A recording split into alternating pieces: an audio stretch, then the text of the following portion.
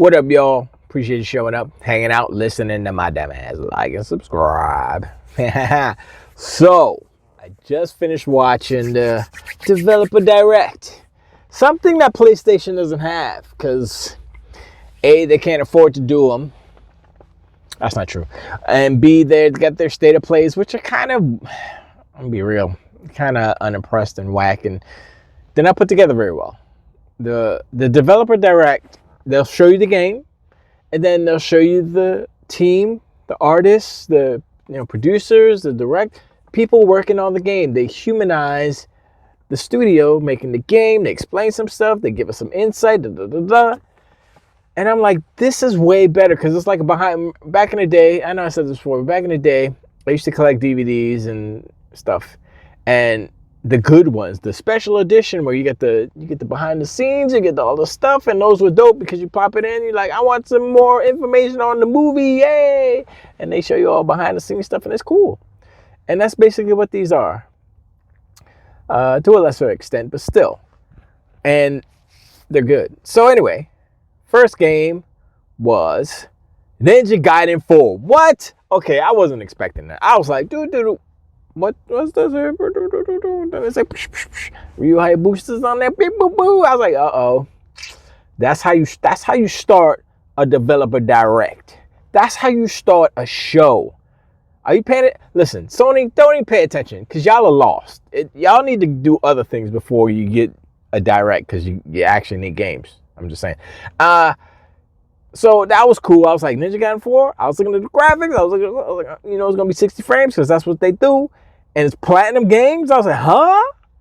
I was like, yo, what happened? I thought Platinum, I guess they found something they can make. I probably won't be online, so they don't have to worry about internet connections and multiplayer and stuff. So they'd be good, I guess. I don't know. So, or maybe Microsoft is making inroads with Platinum to like say, okay, look. All right, look, stop. Sure, you apologize for Scalebound.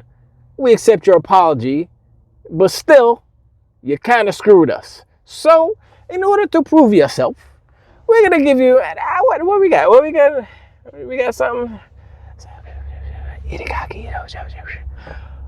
Oh, yeah. But he's not going to be, no, he's not going to be.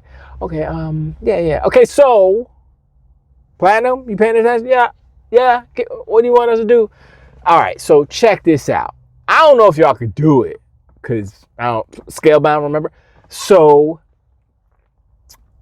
Ninja Gaiden 4, what do you think?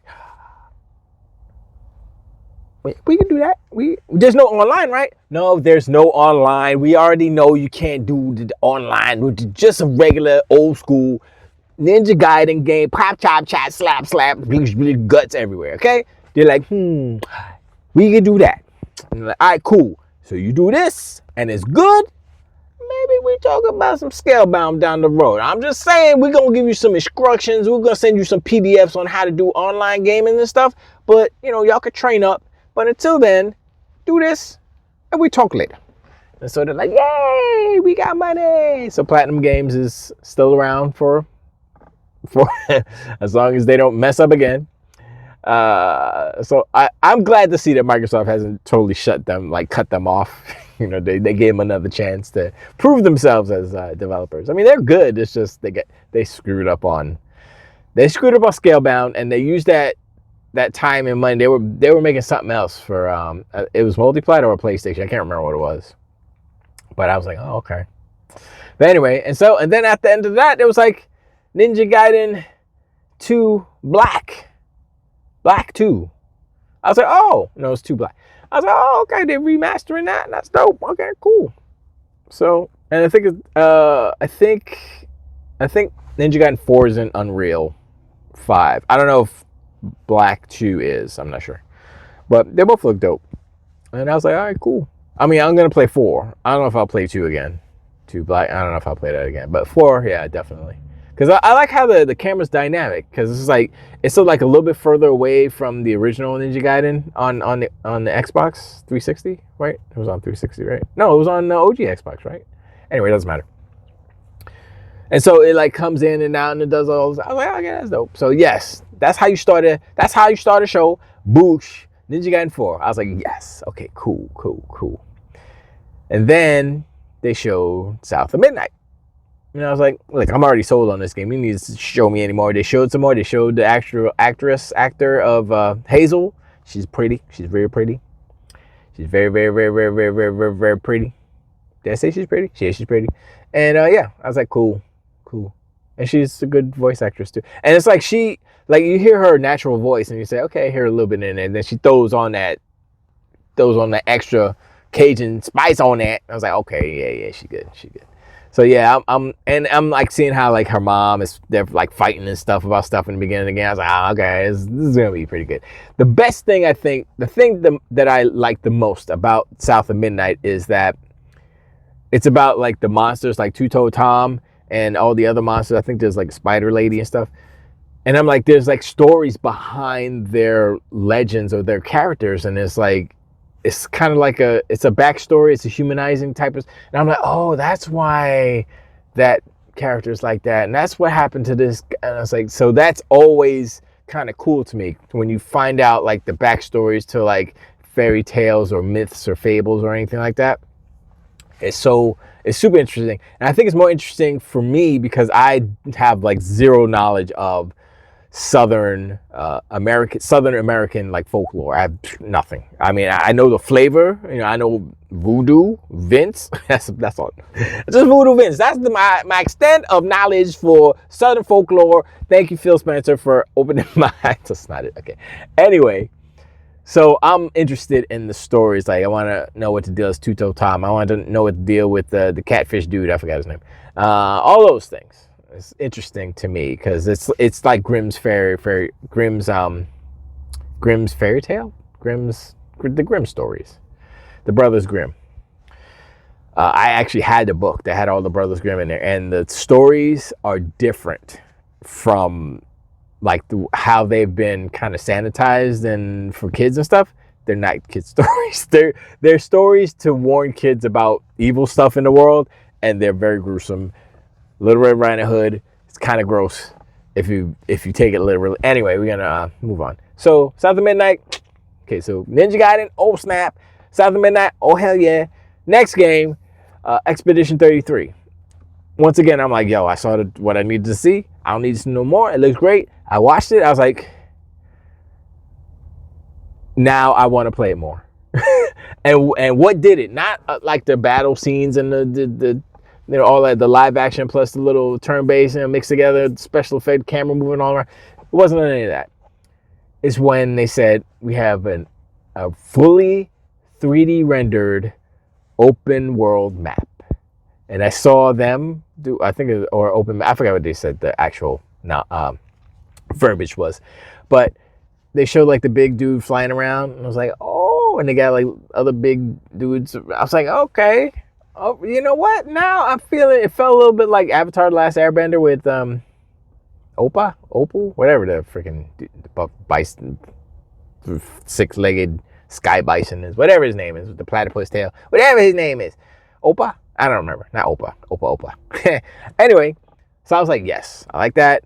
But they said something in there that confused me because I thought it was just the number she painted, everybody died who was that age. But then they said everyone older than that number dies. And the number keeps getting lower each year. And I was like, wait, what? That's different from what I thought. So I don't know what's going on, but that's still cool. That adds more stakes, actually, because more people are dying. So, yes. Expedition 33. And the cool thing about all these games, the next game was Doom, Dark Ages, obviously. But the cool thing about all these games is that they gave us dates. They gave us the freaking dates. Except for Ninja Gaiden. Oh, shit. I think Ninja Gaiden was summer, I think they said, or something. I don't remember. But the Ninja Gaiden Black 2 Black, whichever, is out now. It was released today. I was like, gonna download when I get home. So, and then South of Midnight is April 8th, I think. Expedition 33 is April 24th, I think. And then Doom, The Dark Ages is May something. I don't remember. May 4th? No, it can't be May 4th. May 8th? No, May. I don't remember. I think I might be messing up those days. But April, May. And so I'm like, that's the first half of it. That's not even the first half of it. That's less than the first half of the year. I'm like, already got 4 games pretty much first half of the year. Guaranteed. Come on, son. And so what we're going to get the second half? Fable. And that's for the summer showcase. So we'll get Fable. Are we going to get another 4 games? This after... Dude, I'm so full. I'm so full. I'm so satiated. All this good stuff we eating is ridiculous, man. So crazy. And then you look at the other side. Looking over there. It's Sony. I was gonna do a video, I think it was yesterday or whenever the news broke about the Horizon MMO by NCSoft. I think they were making it in collaboration with Guerrilla. That they said it was canceled, but then the people said it wasn't canceled because it was. I'm like, here's the thing. Regardless of it's canceled or not canceled, the narrative is that Sony is canceling all these games. And so everyone, even if it's true or not true, who knows, they're jumping to the conclusion that, oh yeah, another game's canceled. Oh, it's on fire. I have seen so many different videos of people talking about, yo, this is crazy. So I've never seen Sony this bad. Blah, blah, blah. Even Dreamcast guys, this is the worst. Hi, I'm Dreamcast guy. This is the worst Sony ever been. I can't believe it. You know how he talks. And so I'm like, it's funny to me. But then the developer direct drop, and I'm like, that's probably better to talk about the good news. And the thing is, it's like I was going to talk about something else, right? I was going to talk about the whatchamacallit, the cancellation of the game, right? And then this morning, what's his name? Ted Price left Insomniac. And I'm like, whoa. I'm like, hold up. Look, some people make up stuff. I know somebody, I've heard of, one of my sources said this, that, and the third, and then they make up stuff. I'm not making up stuff. I'm just regurgitating what's happening, right? And then reacting, kind of, sort of. And so I'm like, hold up. People usually don't leave their studios. He was the head guy, CEO at Insomniac.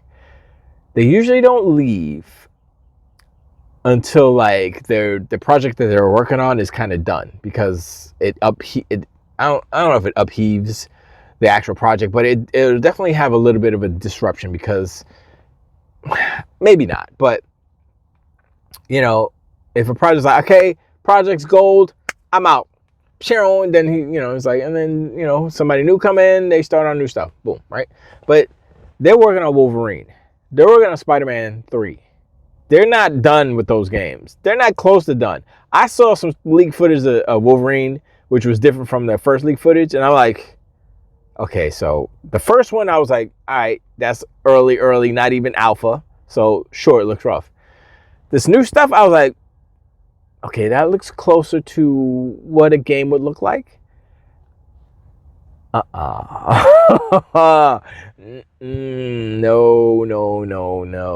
Wolverine does not look like a fun game to play. I'm sorry, it just doesn't look like... It doesn't look... Here's a problem with Wolverine. Wolverine is not Spider-Man. That's the problem. Now, if they had done Wolverine and Deadpool, different story, because you got Deadpool, who's I would say probably a better character than Wolverine. Wolverine's angry. He's got metal bones, coated metal bones, and he's a really high healing factor. Sure. So he stabs people with his fists. But as far as a character, I mean, Deadpool is definitely more layered, and he breaks the fourth wall, and he's just funnier, and he can go to places that everybody else can't. It's just a better canvas to work with if you're a creative writer. And Wolverine is like, okay, well, maybe he'll have a love interest and then she'll get killed and then he'll go into berserk mode and then that's the game. I'm like, how you,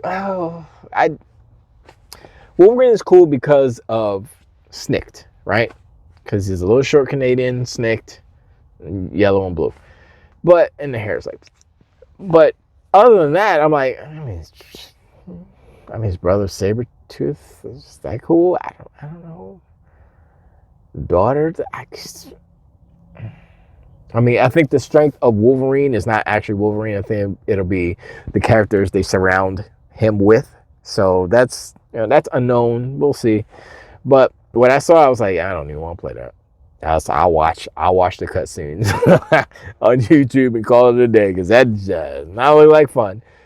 Well, I mean, it's the traversal because traversal in Spider-Man is the best part of the Spider-Man, right? Everything else is like, oh yeah, the fighting is okay, but traversals, what's up?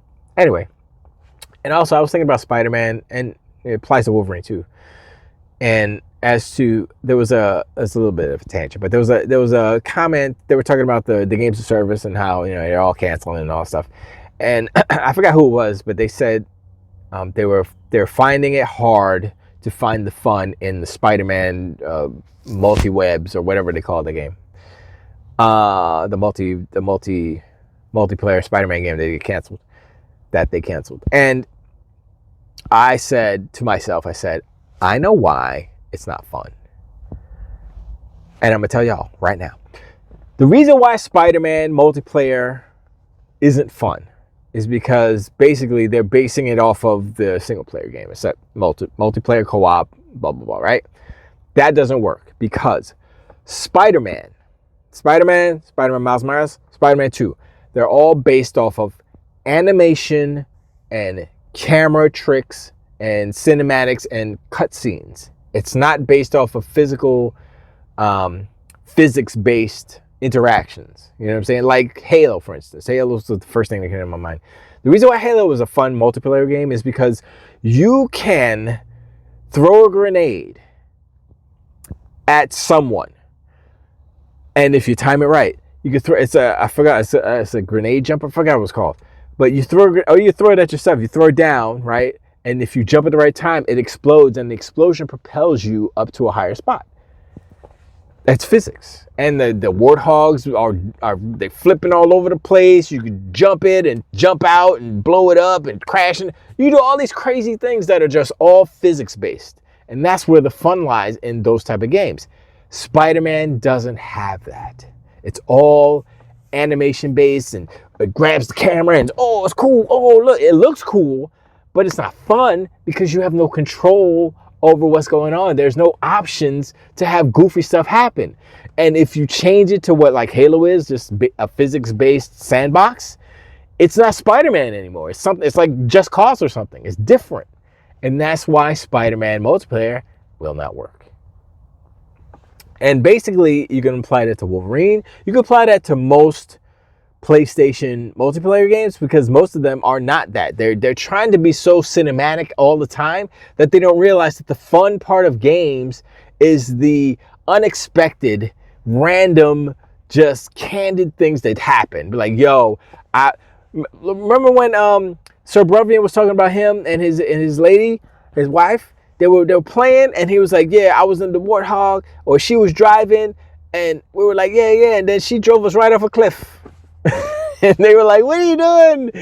You drove us off a cliff. And it's just like a random, I mean, it was a dumb little thing, but it was funny because it's like, in a Spider-Man, you can't do that. Can you do that? No. They'd be like, oh, there's an invisible wall. You can't go off the cliff. We don't want our players to die unnecessarily. And, it's like goofy stuff that happened in Halo and games like Halo are what makes those experiences fun.